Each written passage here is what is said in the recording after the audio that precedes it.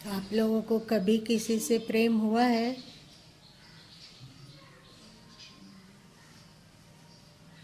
पहले अमित से शुरू करते हैं। हाँ बोलो।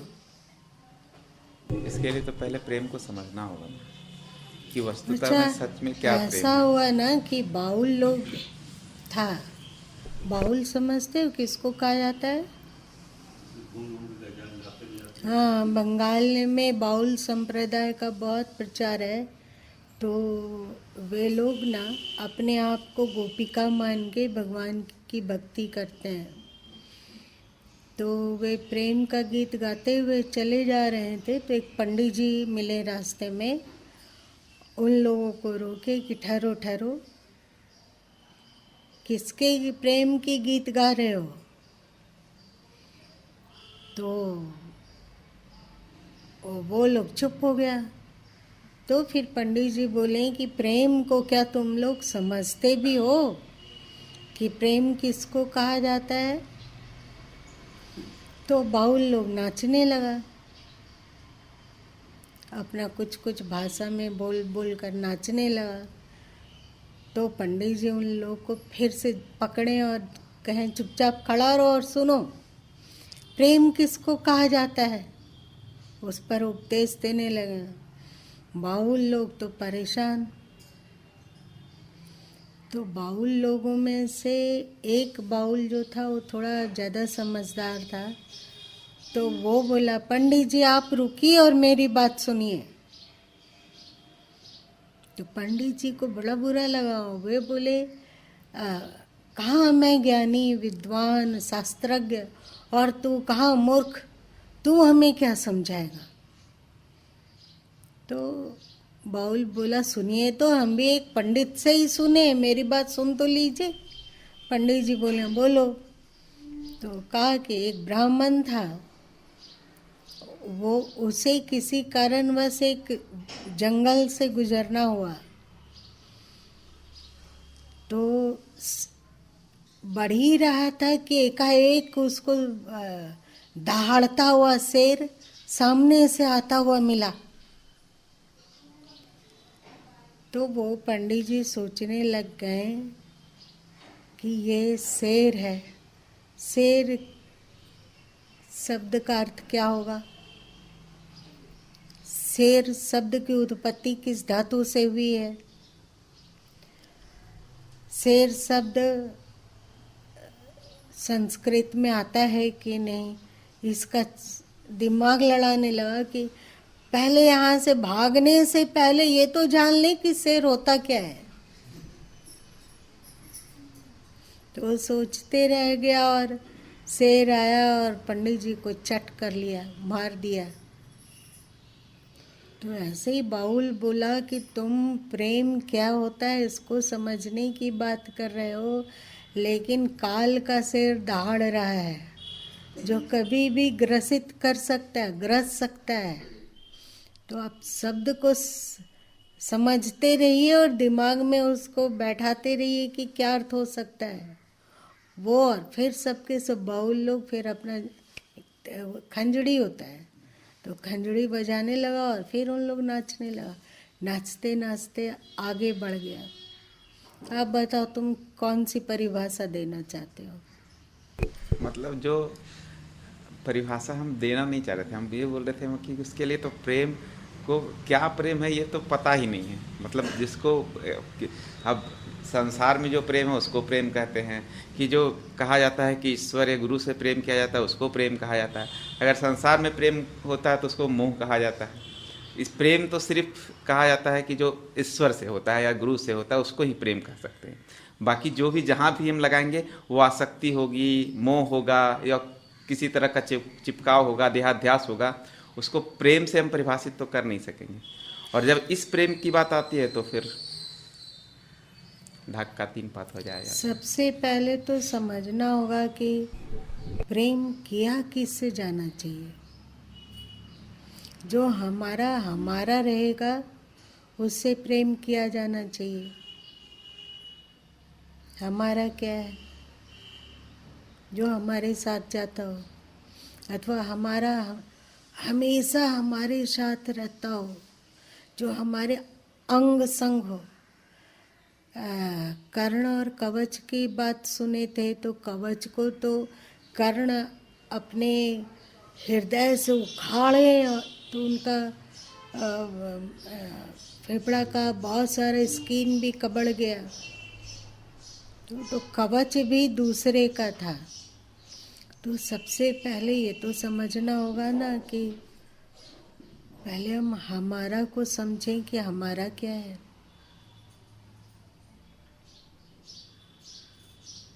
फिर आसान हो जाएगा प्रेम की व्याख्या करना। हमारा क्या है, बोलो।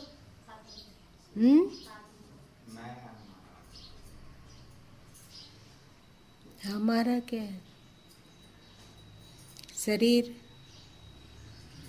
क्यों हमारा नहीं है शरीर? इसी के सुख के लिए तो सब कुछ कर रहे हैं, इसी की अनुकूलता के लिए तो सब कुछ कर रहे हैं। तो ये देह हमारा क्यों नहीं है? कल उपदेश सुना है ना, तो ऐसा क्यों तुम लोग अज्ञानी की तरह व्यवहार कर रहा है? कल सुना था ना, क्या हमारे साथ जाने वाला है? कौन है जो हमसे कभी नहीं बिछुड़ता है? शरीर भी मिलता है और बिछुड़ता है, मिलता बिछुड़ता है ना। धन भी मिलता है और बिछुड़ता है, मिलता बिछुड़ता है ना। परिवार है वो भी मिलता और बिछुड़ता है ना। जिसको आप लोग कहते हैं ये मेरा जीवन साथी है, क्या सच में वो जीवन साथी है? जब विवाह नहीं हुई थी तो वो तो नहीं था, तो भी हम थे ना। यदि अगला मर जाता है तो भी हम रहेंगे कि मर जाएंगे? तो ये भी मिलने बिछोड़ने वाला है। तो मेरा जीवन साथी कौन है? जो हमसे कभी नहीं बिछोड़ता है, वो एकमात्र ईश्वर ही है। होंगे वे सर्वसमर्थ, होंगे ईश्वर सर्वसमर्थ, परंतु उनमें ये ताकत नहीं है कि हमसे दूर चले जाए। है ताकत? है? वे इतने सामर्थ हैं कि हमसे दूर हो जाए? मतलब सच्चा जीवन साथी और सच्चा सखा अथवा सच्चा हमारा एकमात्र ईश्वर है।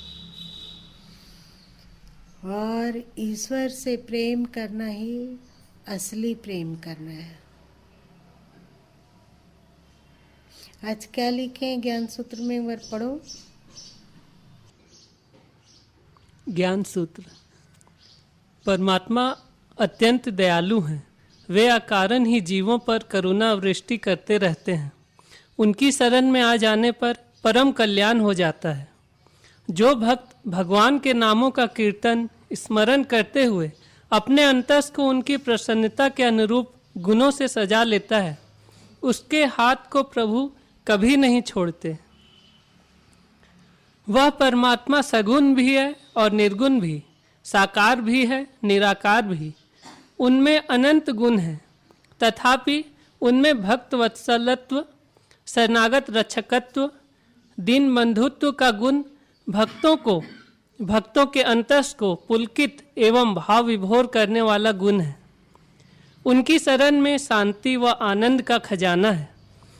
उनकी भक्ति पा लेने पर कुछ भी पाना शेष नहीं रह जाता। वे अपने भक्तों को आत्मज्ञान व परमात्म ज्ञान सहज ही देकर माला माल कर देते हैं, परंतु भक्ति में जो आह्लाद है वह ज्ञान और विज्ञान में कहाँ। हे नारायण, हे प्यारे, हम सबको अपनी भक्ति देने की करुणा करें। ऐसा क्यों होता है कि ईश्वर की भक्ति यदि हम लोगों के अंतस में कभी कभी आती है तो वो कुछ दिन रह के फिर पुराना हो जाता है? हो जाता है ना? होता है कि बना रहता है? बना नहीं रहता है। भक्ति आने जाने वाली क्यों है?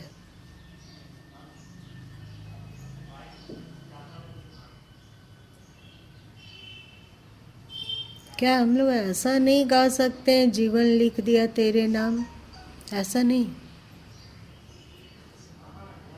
लिख सकते हैं उनके नाम?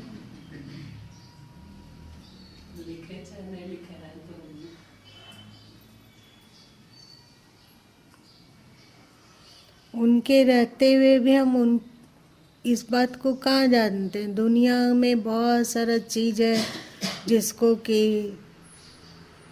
जिसको मानते हैं हम उसके हैं, वो हमारा है। जैसे सबसे बड़ा चीज़ तो हम लोग का शरीर है, फिर धन है, फिर यश है। यश इत्यादि किसको मिलता है?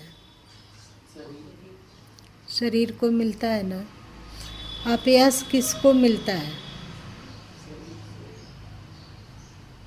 तो इन लोग को महत्वपूर्ण मानते हैं पर ईश्वर को महत्व नहीं देते हैं।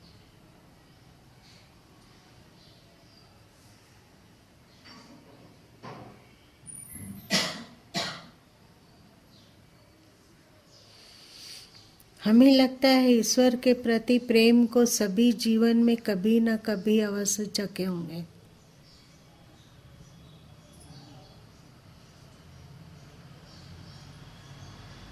चखे हो? नहीं चखे? नहीं चखे रे? वो प्रेम था या भावावेश था? भावावेश भी चलेगा, चाहे बीज उल्टा गिरे चाहे सुल्टा गिरे, जमेगा तो जरूर। भावावेश ही सही। जब भक्ति का अनुभव हुआ, जब ईश्वर से प्रेम का अनुभव हुआ, तो एक अजीब मस्ती छा गई थी कि दुख का अनुभव हो रहा था। मतलब अरुण जी आप चखे हैं?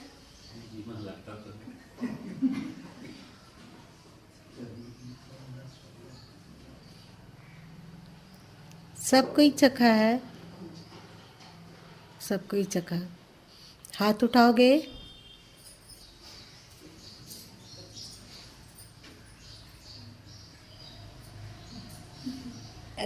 कुनकुना तो नहीं है ना रे? चल, ईश्वर के प्रति प्रेम। और अजीब बात है कि ईश्वर के लिए यदि रोते भी है ना तो उसमें भी मस्ती रहती है।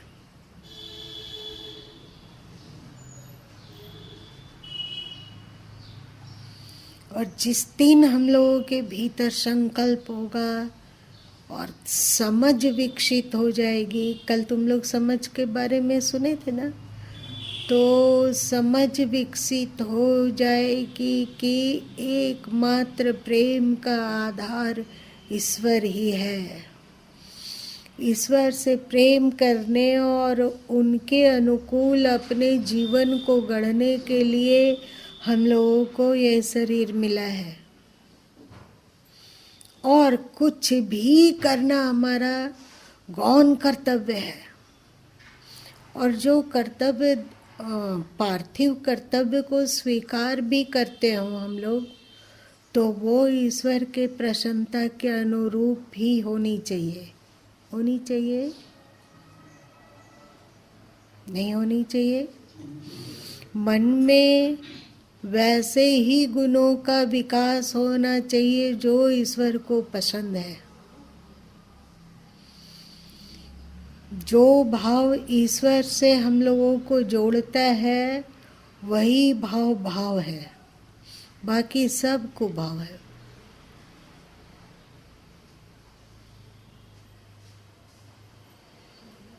समझो कि हम ईश्वर के हैं और ईश्वर सबके हैं। कैसा लगता है? अभी तक तो हम लोग प्रेम का मतलब समझते हैं कि हम यदि प्रेम पात्र के हैं तो प्रेम पात्र हमारा, प्रेम पात्र के लिए हम भी अनन्य उनके प्रेम पात्र बने। ऐसा लगता है? लगता है? एक बात बताओ,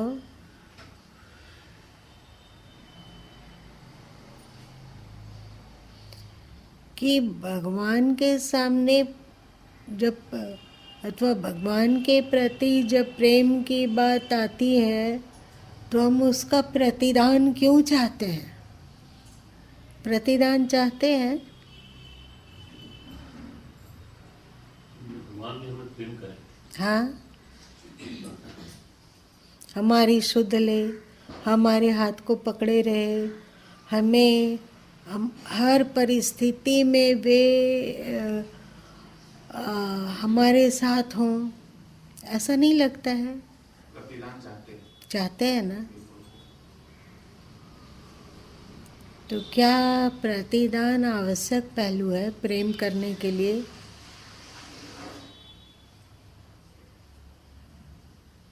एक बात बताओ, तुम्हारे पॉकेट में यदि 5,000 रुपया हो तो तुम उस रुपया से प्रेम करते हो कि नहीं करते हो? करते हो। क्या वो रुपया तुमसे प्रेम करता है?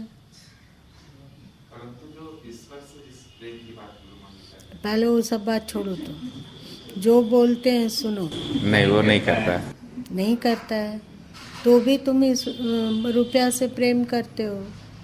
करते हो। वो तुमसे नहीं करता है, फिर तुम क्यों करते हो? जब प्रेम का प्रतिदान अनिवार्य मिलेगा तभी प्रेम कर सकते हैं हम लोग ईश्वर से। तो वही कहानी, वही फॉर्मूला सब चीज़ में लागू होना चाहिए। ये कौन सी बात हो गई कि रुपया के लिए हम लोग मरे जाते हैं, दिन रात मेहनत करते हैं, उसकी सुरक्षा के लिए कितना क्या नहीं करते हैं, पर रुपया हमसे प्रेम नहीं करता है। कौन से पूर्ति जो होती है माँ, वो रुपया उसमें एक माध्यम बनता है। तो प्रतिदान कर दिया ना, वो हो गया। प्रतिदान कर दिया, ठीक है। अभी गुरु माँ यहाँ रहते हैं, इस परिसर में रह रहे हैं ना, और सामने वाला जो करुणालय है वो हमें कौन सा सुख दे रहा है? फिर भी उससे प्रेम है कि नहीं? वो कौन सा हमें सुख दे रहा है? जो पैसा आप जिस पैसा से प्रेम करते हैं, वो जब आपको सुख देने वाला कुछ सामग्री खरीदता है तो माने कि पैसा प्रेम का प्रतिदान किया, सुख पहुंचाया। पर जो बैंक में रखा हुआ है पैसा, वो आपको क्या प्रतिदान दे रहा है? उससे आप कौन सा सुख खरीद रहे हैं? पर बैंक में पड़ा हुआ पैसा से प्रेम करते हैं कि नहीं? करते हैं। तो ये क्या हो गया? आप अभी अपने घर में हैं, तो जहाँ जिस तल्ला में आप हैं उस तल्ला के बाथरूम का उपयोग करते हैं, रसोई का उपयोग करते हैं, कमरा का उपयोग करते हैं, कहीं टीवी लगी हुई है, कहीं सोने के लिए, कहीं बाहर से आए गए लोगों से मिलने के लिए, वो आपको सुख पहुंचा रहा है। पर उसका ऊपर तल्ला, उससे आप क्यों प्रेम करते हैं? बीच बीच में सफाई उसका क्यों करते हैं? वो आपको कौन सा सुख दे रहा है? बताइए, आपको कौन सा सुख दे रहा है?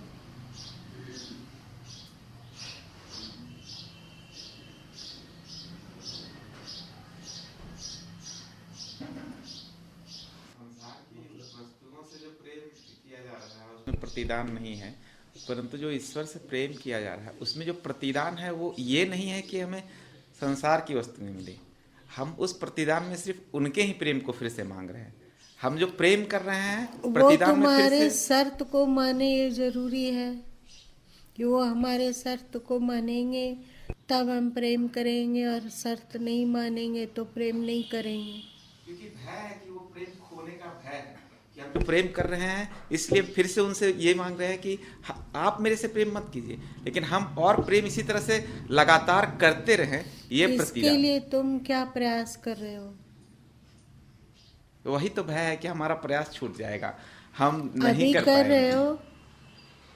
वही वही तो है, वही तो मांगा जा रहा है। सतत धन के लिए प्रयास करते हैं तो सतत ईश्वर से प्रेम करने के लिए पुरुषार्थ क्यों नहीं करते हैं? ये कौन सी बात हो गई?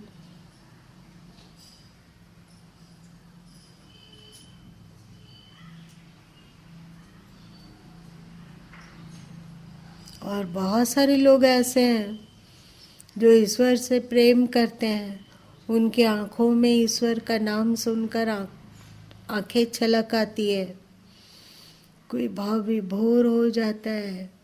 लेकिन जब उसकी जीवनचर्या देखी जाती है, चाहे जब उसका अंतस झांका जाता है, चाहे उसके विचार जब सुने जाते हैं, तो प्रतीत होता है कि वो तो बिल्कुल गीता के विरुद्ध अथवा संत बानी के विरुद्ध है,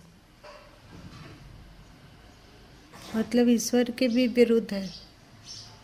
वैसा गुण, वैसा विचार, वैसा सोच, वैसा जीवनचर्या, तो ये भी तो केवल एक मतलब क्षणिक उत्तेजना है कि हमारे आँख में पानी आ गया। जैसे बहुत सारा दुखद सीरियल को देखने पर अपने आप आँख से पानी चलने लगता है, होता है ना? बहुतों को होता होगा, होता है, होता है। ऐसे ईश्वर की कहानी सुनकर, ईश्वर की बात सुनकर हम लोगों की आंखें भर आई और भाव विभोर हो गया और गला रूंध गया, पर हमारी जीवनचर्या से वह प्रेम नहीं झलकता है। हमारे स्वभाव से ईश्वर के प्रति प्रेम नहीं झलकता है। तो ये कौन सा प्रेम है?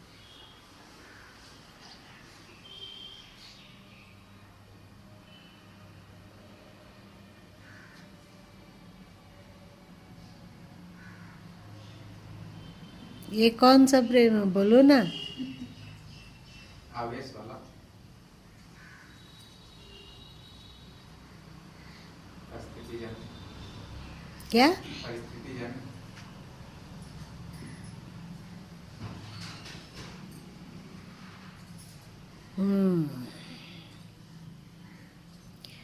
शास्त्र कहता है, तो सदगुरु साहब कहते हैं कि जैसी प्रीति कुटुंब से वैसी गुरु अथवा हरि से होए, और चला जाए बैकुंठ को बाह न पकड़े कोई। उतना प्रेम जितना कि हमें अपने परिवार से है, जिसको कि हम अपना मान रहे हैं, वो अपना कुछ है नहीं, है क्या? तो उससे जितना हम प्रेम कर रहे हैं, उतना ही सदगुरु से अथवा ईश्वर से प्रेम हम लोग करते हैं।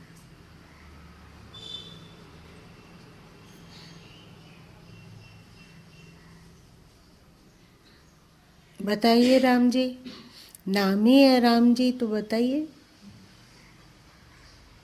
नहीं करते। नहीं करते हैं।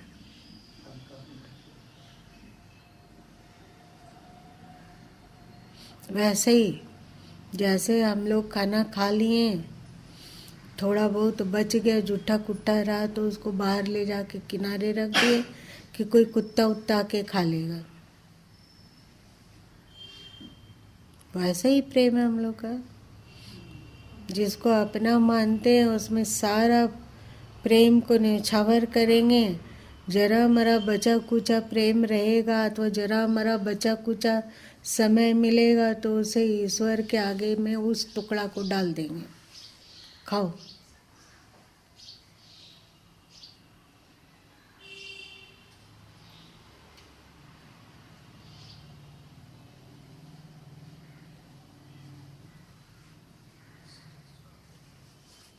बोलो सुनंदा, सिर झुका के क्यों बैठी है? बोलो, क्या करते हैं हम लोग? बोलो ना।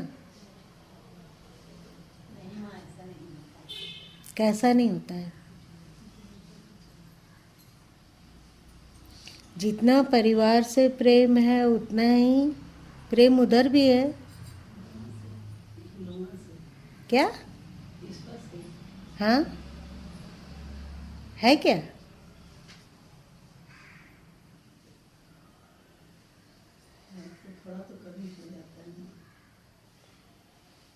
अच्छा एक बात बताओ, जितना आपको अपना देह से प्रेम है उतना प्रेम ईश्वर से है?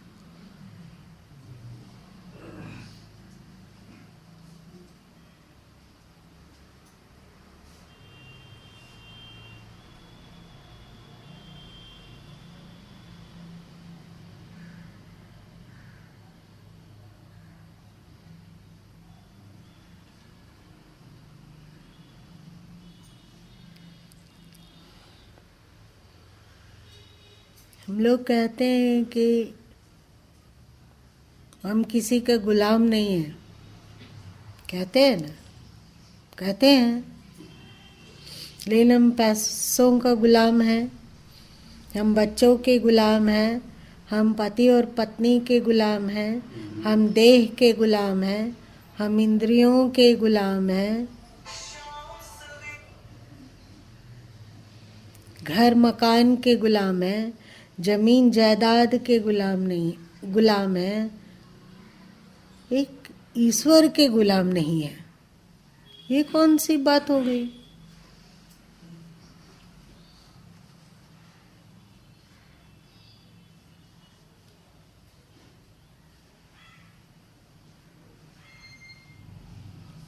बोलिए दिनेश जी।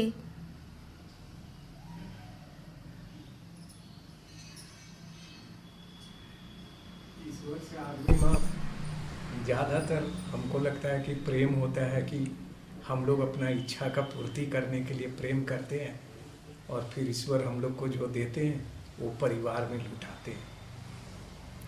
आपका भी ईश्वर के प्रति प्रेम ऐसा ही है? जैसे इस प्रेम तो है मां, लेकिन जब कुछ ज़रूरत पड़ता है तो ज़्यादा प्रेम उमड़ता है, ऐसा तो होता ही है।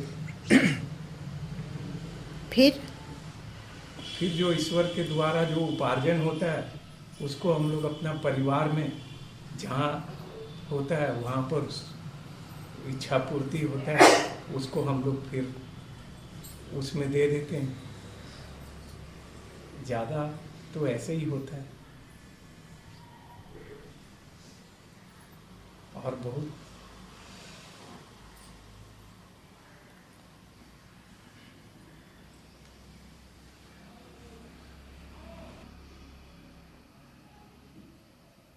एक है ना,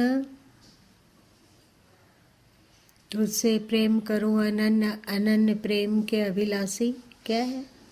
मैं तुझसे करूं अनन्य प्रेम के अभिलाषी, जग माया से तीक्ष्ण विरक्ति, ज्ञान हो आत्म अभिलाषी, अब तक तूने समाधि मुझे।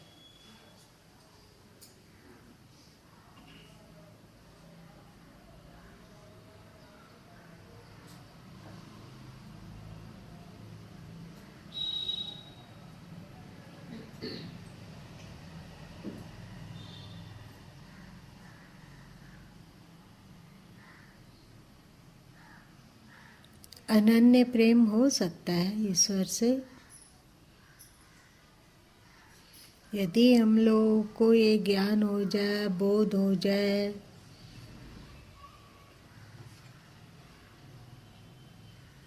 कि एकमात्र ईश्वर ही अपने हो सकते हैं, बाकी सब कुछ मिलने और बिछोड़ने वाला है, तो ईश्वर से प्रेम नहीं हो सकता है क्या? मीरा को हुआ, ध्रुव को हुआ, प्रहलाद को हुआ, कबीर को हुआ, तो हम लोगों को क्यों नहीं हो सकता है?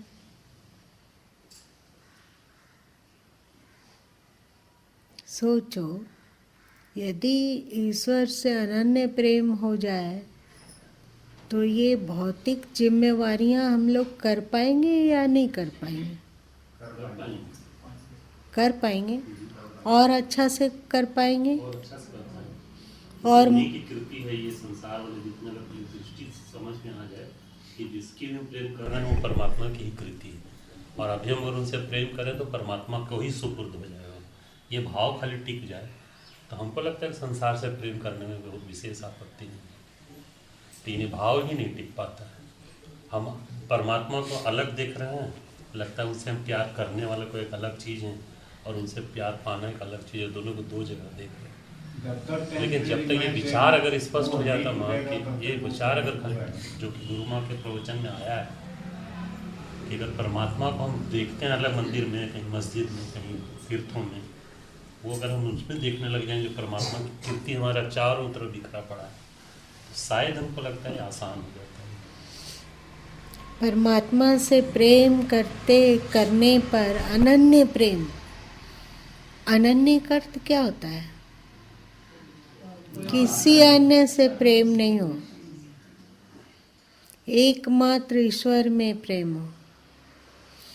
तो परिवार की जिम्मेवारी, देह के प्रति जिम्मेवारी, समाज के प्रति जिम्मेवारी, राष्ट्र के प्रति जिम्मेवारी, और भली भांति इसका पालन हो सकेगा नहीं? क्योंकि दिमाग में रहेगा कि इस कृतित्व से वो मालिक खुश होगा, इस कृतित्व से वो मालिक नाखुश हो जाएगा। तो स्वाभाविक हम एक अच्छा इंसान बन पाएंगे ना? नहीं कि इस चीज़ से ये चीज़ उनको पसंद नहीं है और हमारा उनके प्रति अनन्य प्रेम है, तो जो उनको पसंद नहीं है वो हम लोगों से होगा क्या? नहीं ना होगा। और जो उनको पसंद है उस तरह हम लोग कार्य करेंगे कि नहीं करेंगे? और जब उस तरह का कार्य करेंगे तो हम एक आदर्श इंसान नहीं बनेंगे? हम लोगों से अच्छा क्या बंदर नहीं है जो मदारी डंडा करता है तो खड़ा हो जाता है, डंडा करता है नीचे तो बंदर बैठ जाता है। आप लोग बंदर का नाच देखे हो? तो हम लोग ऐसा नहीं बन सकते हैं।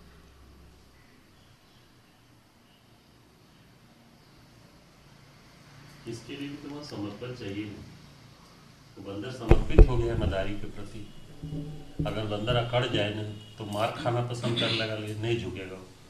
बंदर समर्पण कर रहा है, उसका समर्पण खोखला है। वहाँ पर मदारी अलग है और बंदर अलग है। मदारी और बंदर, बंदर मदारी के बिना रह सकता और मदारी बंदर के बिना रह सकता है ना। पर हम लोगों के अस्तित्व से ईश्वर अलग हो ही नहीं सकता है। ना हम ईश्वर से दूर हो सकते, ना ईश्वर हमसे दूर हो सकता है। तो फिर हम लोग उनके गुलाम क्यों नहीं बन सकते? फिर दुनिया में हमारा आने का उद्देश्य क्या है? अगर नश्वर चीज़ों को प्राप्त करना और जोड़ना ही जीवन का उद्देश्य है, तो फिर ये हमारे साथ क्यों नहीं जाता है? ये हमारा क्यों नहीं बनता है? बनता है हमारा? नहीं ना बनता है। गाड़ी खरीदी गई, बाहर में रखी हुई है। गाड़ी से हम तो प्रेम करते हैं, पर वो गाड़ी हमसे प्रेम नहीं करता है, तो भी हम गाड़ी से प्रेम करते हैं। तुम देह से प्रेम करते हो, पर देह तुमसे प्रेम करता है क्या? ठीक से सोच कर बताओ। देह तुम लोग से प्रेम करता है? वो अपने चाल में चलता है। कभी आँख हड़ताल करता है, कभी कान हड़ताल करता है, और उन जी लोग को तो दांत का हड़ताल का खूब ज्ञान होगा। करता है? आपको पसंद है कि दांत हड़ताल करे? तो भी वो करता है। और फिर भी आप उससे प्रेम करते हैं, उसकी शर्तें दांत से मानते हैं, उसकी शर्तों को मान लेते हैं, शर्तों को मान लेते हैं। क्योंकि उससे भी काम लेना है। आपसे नहीं प्रेम करता, आप क्या काम लेंगे उससे? चबाने में मदद करता है, चबाने में मदद करता, लेकिन आपके सुख से उसको कोई लेना देना नहीं है। आपके सुख से लेना देना होता तो उसमें कीड़ा कहाँ से घुस गया? हम लोग तो कीड़ा खाए नहीं थे। खाए हैं कभी कीड़ा? नहीं खाए, तो उसमें घुसा कहाँ से? और वो दर्द क्यों देने लगा? टूट काहे गया? वो हमसे प्रेम करता तो हमें छोड़कर नहीं जाता। स्मरण शक्ति हम लोगों से प्रेम करता है क्या? हम लोगों का बाल हम लोगों से प्रेम करता है? हम लोगों का शरीर हम लोगों से प्रेम नहीं करता है, फिर भी हम लोग शरीर से प्रेम करते हैं। तो ईश्वर तो हम लोगों से प्रेम करता है, तभी तो बुद्धि दिया, तभी तो विवेक दिया, तभी तो सत्संग दिया, तभी तो सदगुरु का सानिध्य दिया, तभी तो समझ दी, तभी तो चांद बनाया, तभी तो सूर्य बनाया, तभी तो फसल उगाया। प्रेम करता है ना? प्रेम करता है। आपको गर्मी ज़्यादा लगती होगी, इसलिए गर्मी के दिन के लिए वो तरबूज बना दिया। और जब आप कोई मीठे आम को खाते हो तो सारी गर्मी दूर, एकदम तरावट अनुभव होता है। आपसे प्रेम तो करता होगा, तभी वो ऐसा कर रहा है।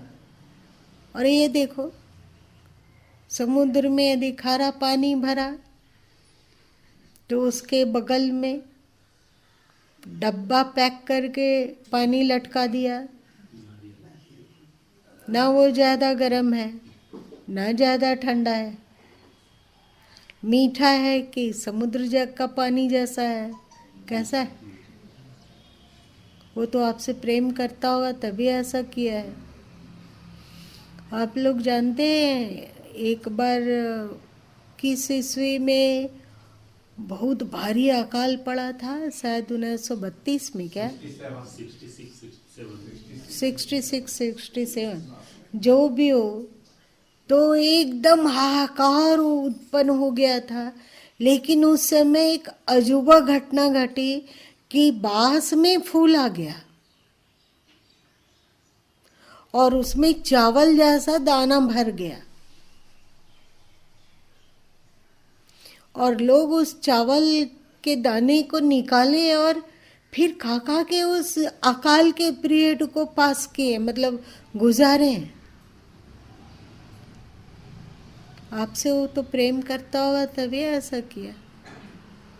फिर हम लोग उनसे प्रेम क्यों नहीं कर पाते हैं? उनको क्यों नहीं आवाहन कर पाते हैं? उनके लिए क्यों नहीं जीवन को लिख पाते हैं कि हम आपके अनुकूल जीवन जिएंगे, जो गुण आपको पसंद होगा वो गुण धारण करेंगे, जो गुण आपको पसंद नहीं है उसकी ओर देखेंगे भी नहीं।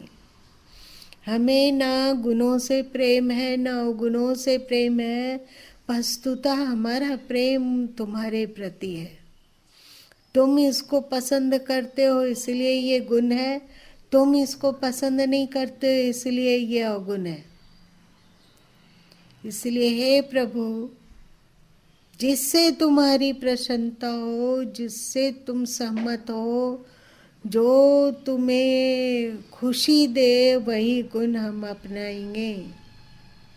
ऐसा नहीं सोच सकते हैं। बहुत दिन तक हमने देह के लिए जिया, परिवार के लिए जिया, रुपए पैसे के लिए जिया, अब हम तुम्हारे लिए जिएंगे।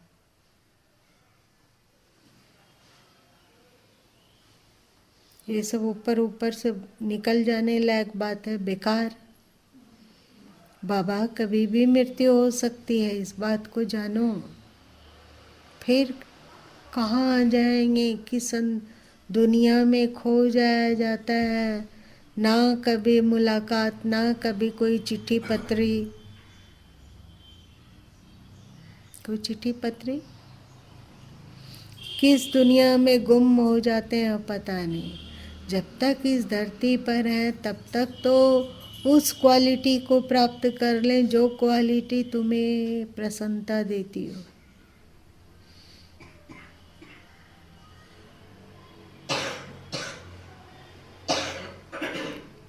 ईश्वर प्रेम के लिए क्या कुछ समय मुकर्रर नहीं होना चाहिए?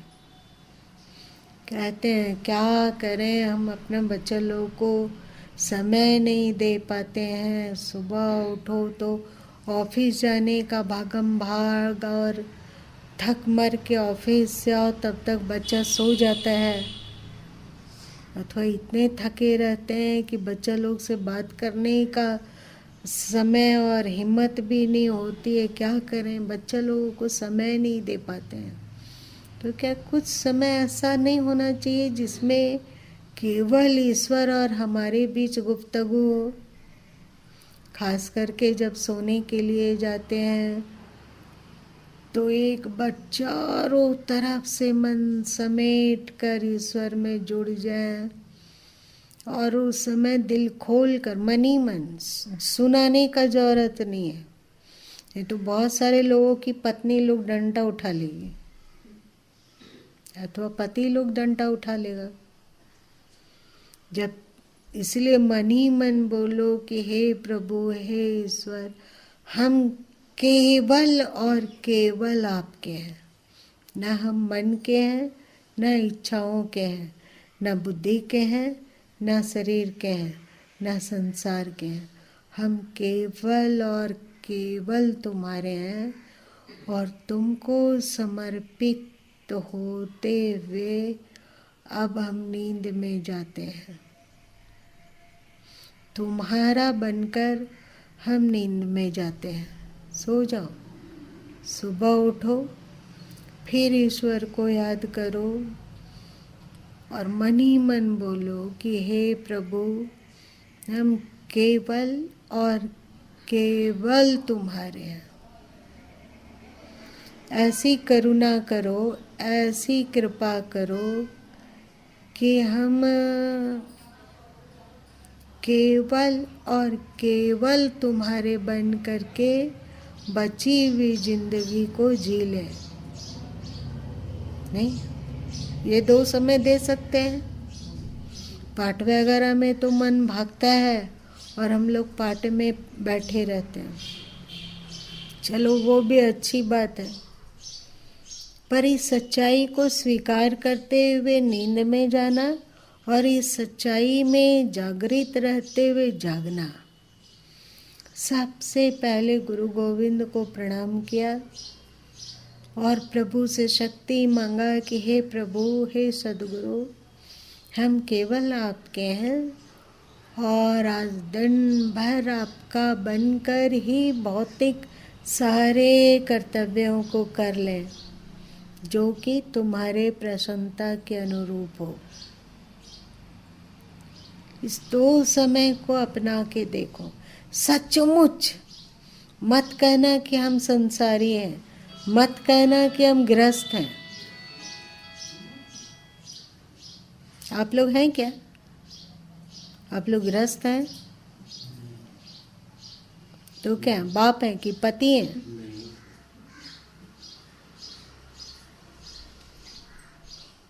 भूल जाओ कि आप बाप हो कि पति हो कि पत्नी हो कि माँ हो कि भाई बहन हो। भूल जाओ सब। हम आपके हैं। आप मेरे हो कि नहीं पता नहीं, पर हम आपके हैं ये हमें पता है। बीच बीच में ये बोल कर तो देखो।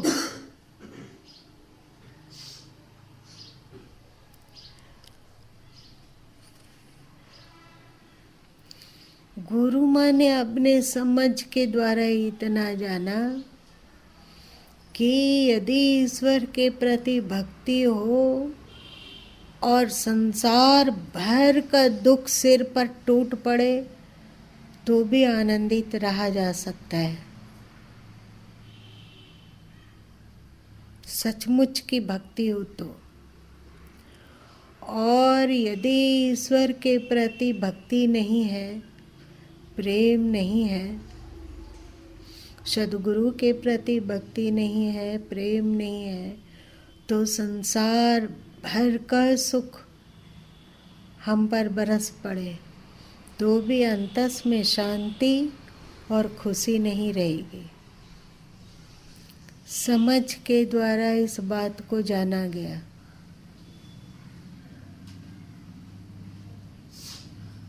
अगर ईश्वर के प्रति भक्ति हो तो कोई भी दुख हमें दुखी कर सकेगा क्या? भक्ति नहीं है, इसी कारण हम लोग दुखी होते हैं। ऐसा नहीं है क्या?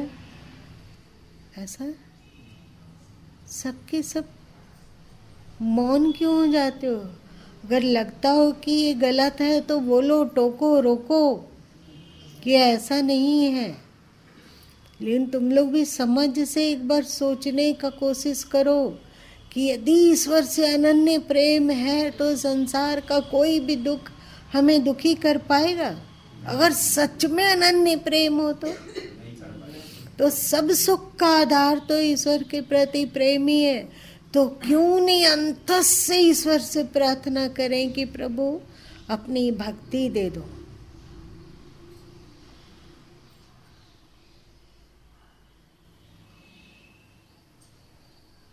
भक्ति अनन्य नहीं रहने के कारण डर लगता है,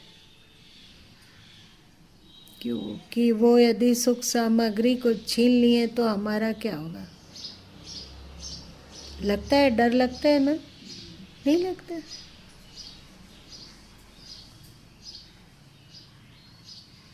चल अब कल से ही कोशिश करना नहीं, आज ही से कोशिश करो। बीच बीच में इस बात का स्मरण लाओ कि ना हम किसी के, ना कोई हमारा, हम एक राम के और राम ही हमारा।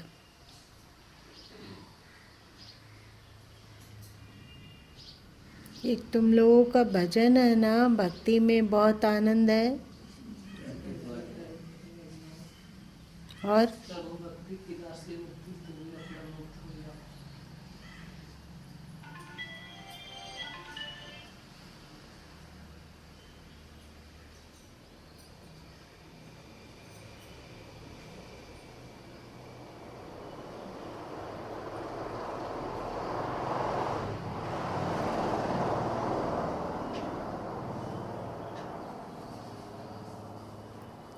समय बीतते जा रहा है ना।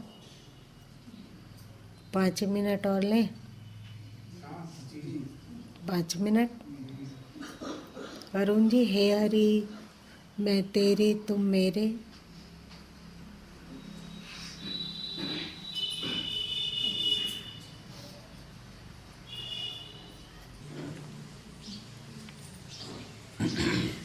योग से का एक छलांग लगाए, भक्ति में कैसा रहा?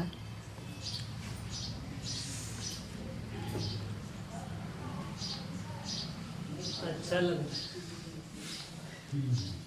Surprise gift. हाँ? Surprise gift.